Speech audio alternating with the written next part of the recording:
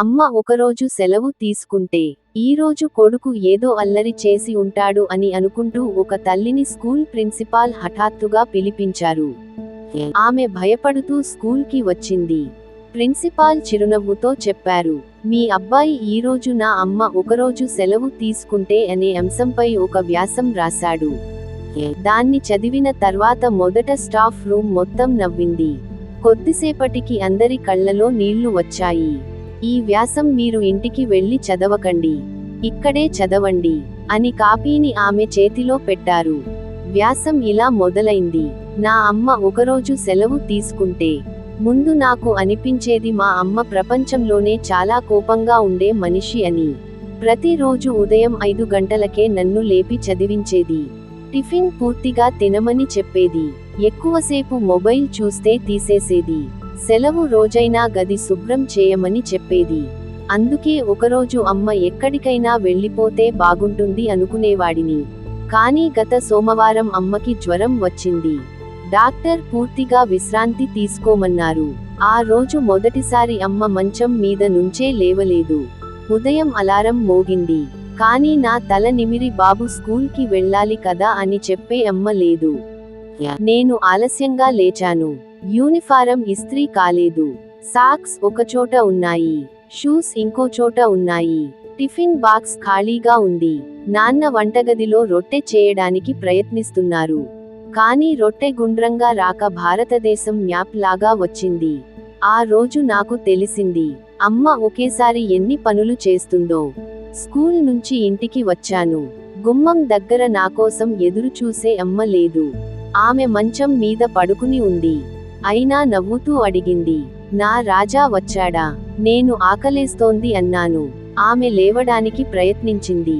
కానీ నొప్పితో మళ్ళీ పడుకుంది. ఆ రోజు మొదటిసారి నేనే నాకు అన్నం పెట్టుకున్నాను. అన్నం చల్లగా ఉంది. కానీ దానికంటే చల్లగా అనిపించింది ఆ ఇల్లు.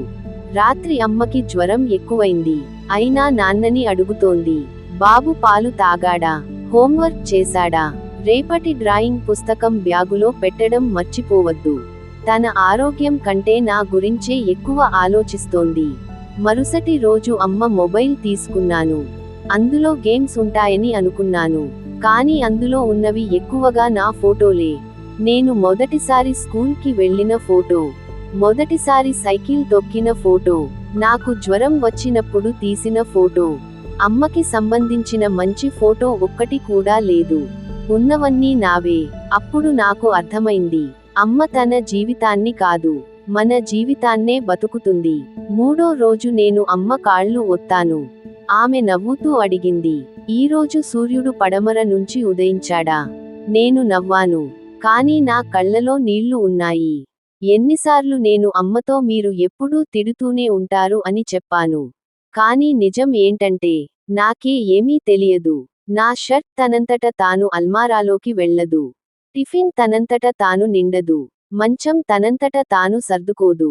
నాకు ఇష్టమైన వంట తనంతట తాను తయారవదు. వీటి వెనుక అమ్మ నిద్ర ఉంది. అమ్మ సమయం ఉంది. అమ్మ జీవితం ఉంది. ఇప్పుడు దేవుడు నన్ను ప్రపంచంలోనే అత్యంత కష్టమైన పని ఏది అని అడిగితే, నేను ఒక్కటే చెబుతాను, అమ్మగా ఉండడం. ఎందుకంటే అమ్మకి నిజంగా సెలవు ఉండదు. జ్వరం ఉన్నా ఇంటిని చూసుకుంటుంది.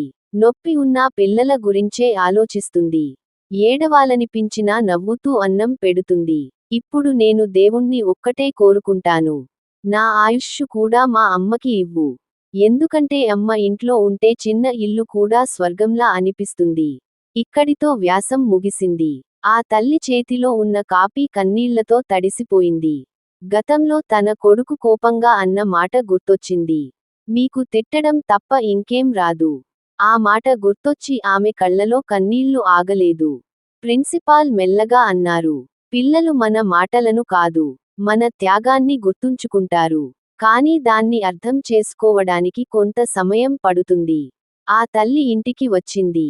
కొడుకు పరుగెత్తుకుంటూ వచ్చి ఆమెను గట్టిగా హత్తుకున్నాడు. ఈసారి అతను ఏమీ మాట్లాడలేదు. ఆ కౌగిలిలోనే తన ప్రేమ అంతా చెప్పేశాడు. ఆ రోజు మొదటిసారి తన ప్లేట్ తానే తీసుకెళ్లి పెట్టాడు. తన షూస్ తానే శుభ్రం చేసుకున్నాడు. పడుకునే ముందు అమ్మ దగ్గరకు వచ్చి అన్నాడు, అమ్మా, ఇకపై మీకు సెలవు ఇవ్వను. కానీ మీ పనిలో మిమ్మల్ని ఒంటరిగా వదిలిపెట్టను. ఆ మాట విన్న అమ్మ చిరునవ్వు నవ్వింది. ఆ ఒక్క మాటతో ఆమె అలసట అంతా మాయమైంది. ఈ కథ విన్న ప్రతి ఒక్కరికీ ఒక చిన్న మనవి. ఈరోజే మీ అమ్మ దగ్గరకు వెళ్ళండి. ఆమె చేయి పట్టుకోండి. ఒక్కసారి ప్రేమగా చెప్పండి, మీరు ఉన్నారు కాబట్టే నా ప్రపంచం ఉంది. అమ్మ అనేది ఒక వ్యక్తి కాదు, మన జీవితానికి మూలం. ఆ ప్రేమకు ప్రతిఫలం ఇవ్వలేకపోయినా, ఆమెకు తోడుగా మాత్రం నిలబడగలం. అదే ప్రతి బిడ్డ చేయాల్సిన నిజమైన కర్తవ్యం. ఈ కథ మీకు నచ్చినట్లయితే మా ఛానల్ను సబ్స్క్రైబ్ చేసి ఒక లైక్ చేయండి.